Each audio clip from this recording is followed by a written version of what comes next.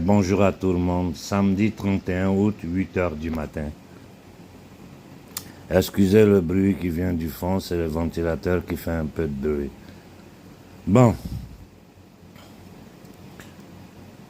Beaucoup me disent je ne parle plus, Doyen Pokati dit plus rien. Qu'est-ce que vous voulez que je dise encore de plus? Qu'est-ce que vous voulez? Les gens nous attaquent vis-à-vis maintenant. Vis-à-vis. Ils ne cachent même pas. Et nous, on continue de parler de diplomatie pendant que les gens arrivent, ils attaquent nos populations avec des armes lourdes. Ou c'est la lâcheté, l'inconscience, l'ignorance qui va nous dominer et permettre à ces gens-là de continuer à nous tenir en esclavage, comme l'a bien dit le capitaine Ibrahim Traoré. Ces gens-là nous considèrent comme des inférieurs, comme des esclaves. La lutte que nous menons, c'est une lutte de libération. On n'est pas dans une alternative démocratique qui d'ailleurs n'est rien d'autre qu'une illusion. Pas seulement pour l'Afrique, mais pour le monde entier. Nous savons qui gouverne vraiment ce monde. Et tu regardes cependant, 30 ans de guerre, 18 millions de morts. Le Congo qui est dans une désolation totale. Les images, je ne les poste plus parce que c'est choquant. Je n'arrive même pas à les regarder. Je commence, j'arrête. Et ce batracien de Tshisekedi, Cour pénale, Cour de justice internationale, la Cour de justice internationale a condamné le fils du fasciste qui est à la tête de d'Israël aujourd'hui, Netanyahou, a lancé un mandat d'arrêt. Personne ne respecte, personne ne s'en fiche pas mal. Il se balade dans le monde, il donne des conférences, il va parler dans des congrès, on l'applaudit. Il demande de l'aider à terminer le travail qu'il a commencé, c'est-à-dire exterminer totalement le peuple palestinien.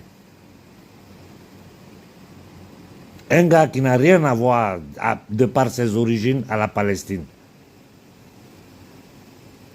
C'est un grand n'importe quoi. Et nous voyons ce batracien de Tshisekedi. On va négocier ici. La Cour de justice doit condamner le Rwanda. Mais tu te fous de toi-même. C'est l'hôpital qui se fout de la charité. Kagame, c'est quoi? Kagame, c'est une création de la CIA. Donc des Occidentaux. Pour quelle raison? Pour balkaniser, piller le Congo. Et toi, tu vas chez ceux qui ont créé Kagame pour leur dire de condamner Kagame. S'ils le font, ça veut dire qu'ils ont déjà trouvé un autre pion de rechange. S'ils le font, ça veut dire qu'ils ont trouvé déjà quelqu'un qui va rejouer le rôle de Kagame parce qu'il est trop compromis, trop sale. Arrête de te foutre des Congolais. Vous êtes des minables, des misérables, des batraciens, des indignes, des maudits, toute la classe politique congolaise. Vous êtes des maudits. L'armée congolaise, vous êtes des maudits. Effectivement, il y a quelques exceptions. Il y en a quelques exceptions avec qui moi j'ai des contacts directs. Vous n'avez pas honte. Coucher à Kinshasa, à prendre des salaires pas faramineux, à vivre de corruption, de n'importe quoi. Et ils sont en train de détruire le pays. La société civile congolaise, je vous ai dit, il faut un coup d'État populaire. Si vous ne vous levez pas contre ce batracien-là, vous êtes responsable de ce qui va vous arriver. Comment? Ceux qui ont créé le génocide rwandais, qui ont placé ce criminel de Kagame, qui le protège, qui le finance, l'Union européenne qui va jusqu'à signer des contrats avec Kagame sur des matières premières que le Rwanda n'a pas. Ce baudruche est une honte pour l'homme noir. Minable, minable petit franc-maçon. Minable. On ne peut pas continuer dans ça.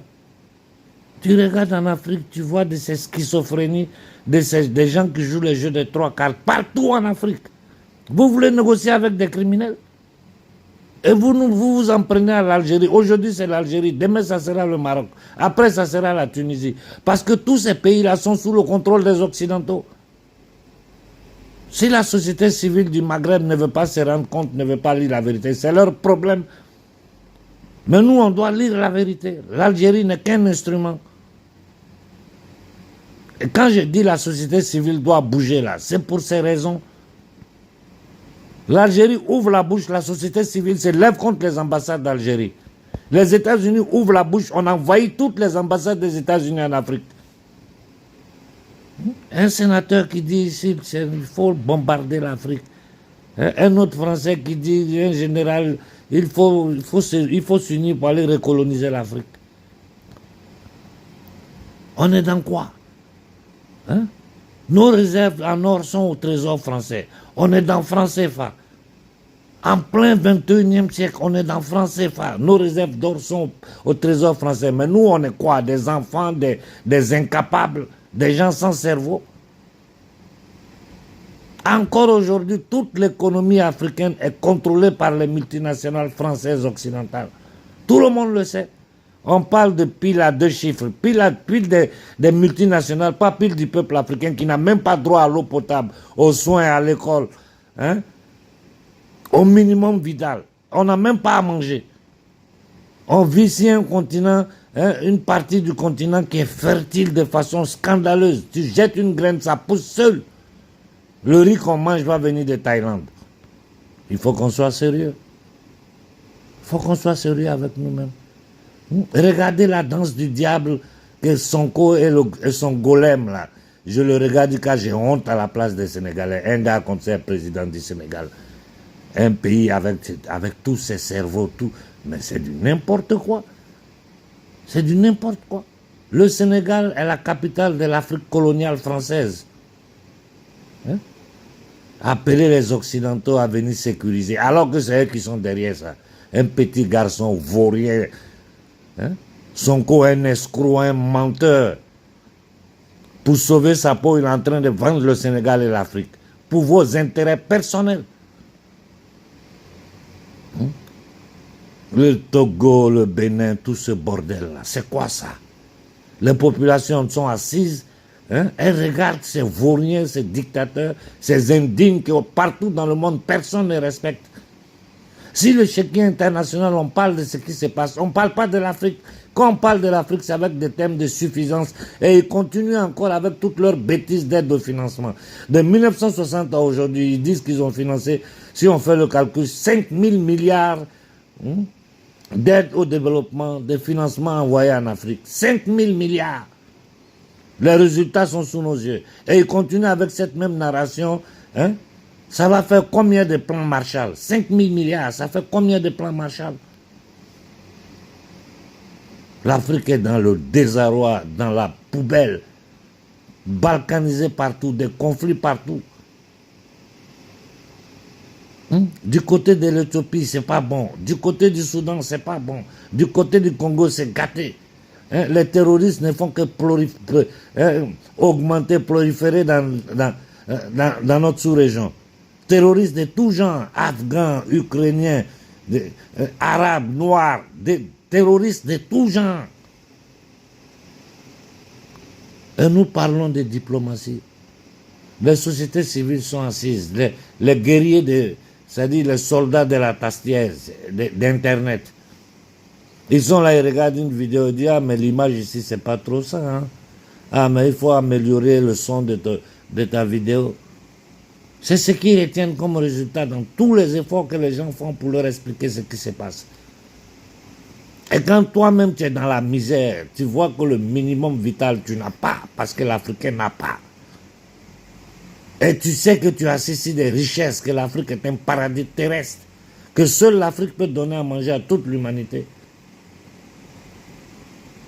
Et tu es assis, tu regardes, c'est comme si tu es assis, tu regardes le déroulement de ta vie comme un cinéma, comme un film, sans agir. On ne peut pas continuer dans ces logiques-là. Il n'y a jamais eu de changement dans une société, dans une communauté, dans un pays. Il n'y a jamais eu ça tant que les peuples ne se sont pas mis sur pied pour revendiquer leurs droits naturels de vivre en paix, en dignité, en liberté. Il n'y a jamais eu. Et toutes les lectures que les gens vous font, s'il y a sur les télévisions panafricaines, s'il y a tous les vidéomans, les trucs, ce sont des livres, ce sont des lectures de superficie. Il faut aller au fond des choses. Peu en Afrique vont au fond des choses pour expliquer vraiment quel est le vrai pouvoir qui gouverne ce monde. Parce que les politiciens africains comme occidentaux ne sont que des marionnettes, je te répète, des marionnettes, des mercenaires qui font l'ascenseur social à travers le mensonge, la manipulation. Parce qu'ils savent qu'ils n'ont aucun pouvoir, que le monde est gouverné par les marchands du temple, les marchands de la monnaie, de la dette et de la mort. Ceux qui ont créé la Fédérale Réserve, ceux qui ont créé la Banque des règlements internationaux, allez voir c'est quoi exactement cette banque, c'est quoi exactement la Fédérale Réserve. Allez voir qui a créé l'ONU, quels sont les pouvoirs, les familles, les entités qui sont derrière la création de l'ONU. Vous allez comprendre pourquoi des criminels comme Bill Gates sont capables d'imposer au monde entier une inoculation de masse pour l'extermination des masses des êtres humains. Vous allez comprendre pourquoi aujourd'hui ces gens-là veulent nous imposer une monnaie digitale pour contrôler totalement notre vie. Il faut arrêter de jouer, de faire semblant de ne pas voir la vérité. On n'a pas besoin d'armes. Moi je dis on n'a pas besoin d'armes. Et je suis sûr à 1000% de ce que je dis. Si le peuple africain se lève contre les États-Unis d'Amérique, demain matin ils changent de langage. Ils ne peuvent pas faire autrement. Parce que la conscience mondiale ne permettra pas ça. Si le peuple se lève contre l'élite française, demain matin, le franc CFA est fini. Notre destin est dans notre main. Et ne comptez pas sur les politiques pour ça. Au passage, je dis compliment au capitaine Ibrahim Traoré. Compliment. Merci pour tout le travail que tu es en train de faire. Osez dire clairement à Mondo Vision, le combat dans lequel nous sommes là, c'est un combat de libération de l'esclavage. Ces gens-là nous considèrent comme des inférieurs, comme des esclaves. Ils doivent jurer de nos matières premières, de nos biens.